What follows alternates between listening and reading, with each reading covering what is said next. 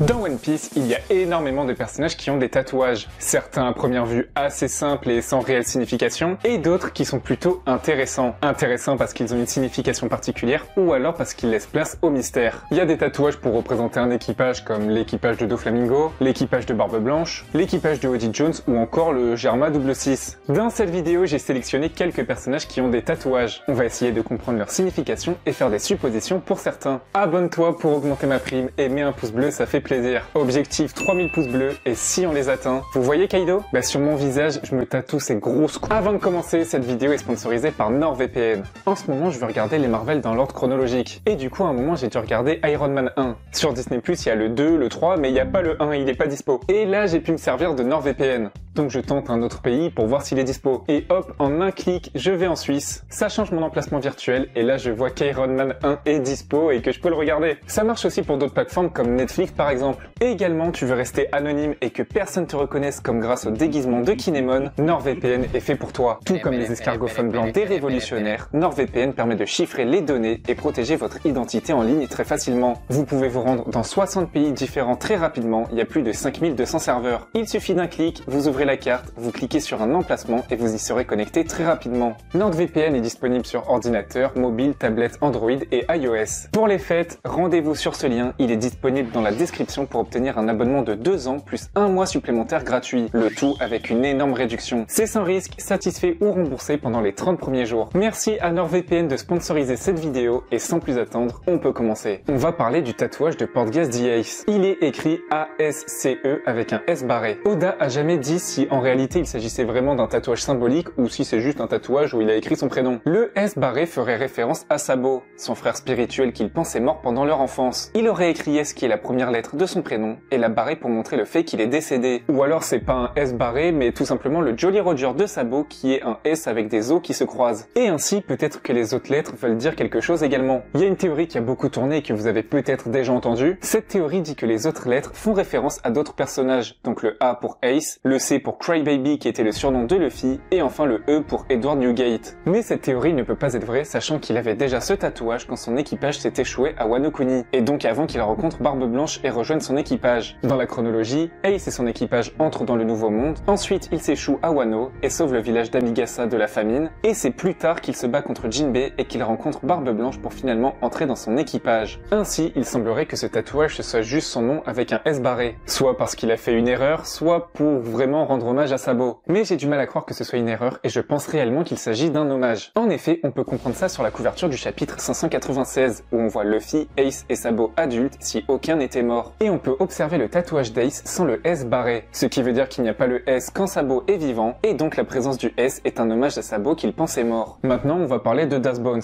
Ce qui est cool avec son tatouage, c'est que c'est juste une écriture et donc qu'il y a une signification bien précise. Mais que veut dire son tatouage? Bah, on va pas s'attarder dessus parce que c'est plutôt simple. Le tatouage de Das Bones est le caractère Ichi qui veut dire 1 en japonais, le numéro 1, en lien avec le fait que dans l'organisation Baroque Works, il était surnommé Mr. One. Attention, il ne s'agit là que de suppositions, car il se peut tout simplement qu'Oda ait dessiné des tatouages sans réelle signification. Katakuri a un tatouage tout le long de son bras gauche et sur le côté gauche de son dos, on remarque une aile qui symbolise la liberté et c'est commun comme signification pour un tatouage. On peut voir cette aile sur son dos lorsqu'il déchire sa veste, comme si en faisant ça, il supprimait les chaînes qui l'alourdissaient. Ces chaînes représentées par Flampé qui s'est interposé dans son combat face à Luffy et également cette image qu'il s'efforce d'avoir et le fait d'être quelqu'un qu'il n'est pas vraiment. C'est à ce moment qu'il y a un réel tournant dans le combat et qui se retient plus. Il devient libre et c'est ce que l'aile symboliserait. Et ainsi, en suivant ce cheminement, les tatouages qui étaient visibles avant qu'il enlève sa veste sont de grandes lignes tout le long de son torse. Et ces lignes représentent des barreaux et donc l'enfermement. Quand il s'attaque lui-même avec son trident, il s'attaque à cette prison et montre son vrai visage. Et la liberté prend le dessus. Million, liberté, tu connais. On dirait vraiment les cours de français au lycée où on analyse un texte et on dit oui, l'omniprésence du champ lexical des mots de ventre, ça rappelle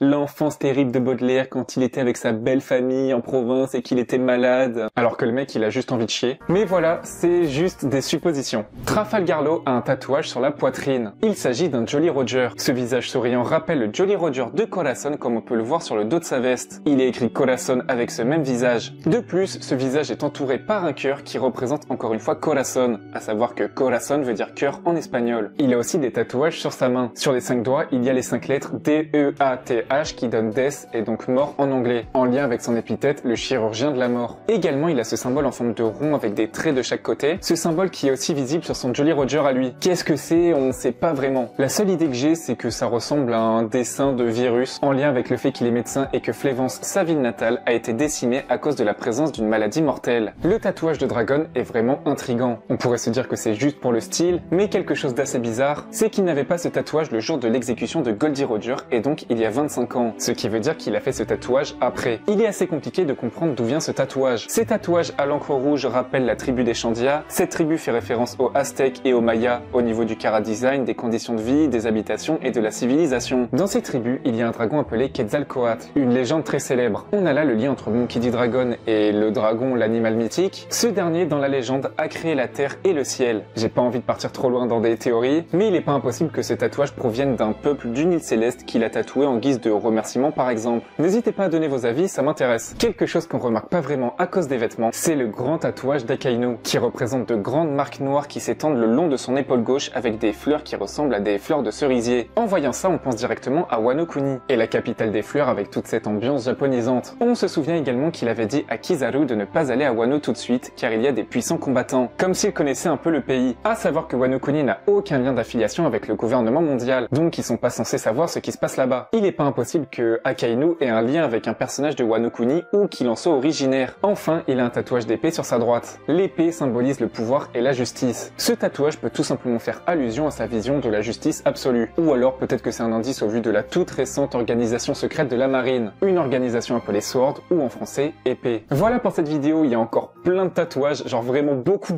Mais il y en a où je pense qu'il y a aucune signification, genre par exemple Lucci, il a un rectangle avec une croix dessus. Déjà c'est pas beau. Désolé si tu regardes cette vidéo et t'as exactement ce tatouage, désolé. Ou alors ça a une signification que vraiment je connais pas du tout. Mais voilà, il y a plein d'autres tatouages. On peut compter plus d'une centaine de personnages qui ont des tatouages. Mais moi, dans cette vidéo, j'avais envie de parler de ces personnages-là en particulier. N'hésitez pas à me faire part de vos suppositions pour les tatouages dont j'ai parlé ou même d'autres tatouages dans One Piece. Évidemment, moi je vous donne mes suppositions, mais ça veut pas du tout dire que c'est la réelle signification. Abonne-toi pour augmenter ma prime. Si la vidéo t'a plu, n'oublie pas le pouce bleu. On se retrouve pour une prochaine vidéo. Ciao tout le monde!